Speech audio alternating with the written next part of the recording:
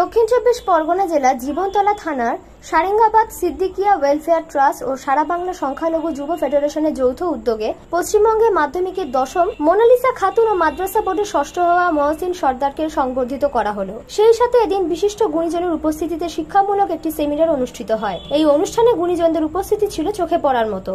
এর সাথে সাথে এলাকায় যারা আলেম ও ফজিল শ করেছেন তাদেরকেও পুরস্কৃত করা হয়।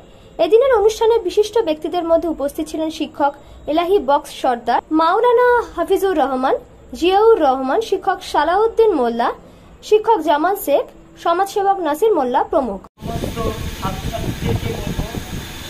সময়কে মূল্য দিতে এবং টিচারদের কথাকে মূল্যায়ন করে সামনের পথে এগোতে।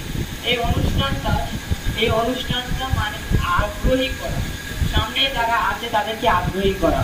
আমরাও একসময় এই অনুষ্ঠানকে দেখেছিলাম এবং আমাদের মনেও ইচ্ছা হয়েছিল যে হ্যাঁ, যদি আল্লাহ আমাদেরও দিয়েছে, ওদের যা আছে আমাদেরও তাই আছে, তাহলে আমি কেন যেতে যাবো, আমিও জিততে চাই, ইনশাআল্লাহ আমিও জিতবো।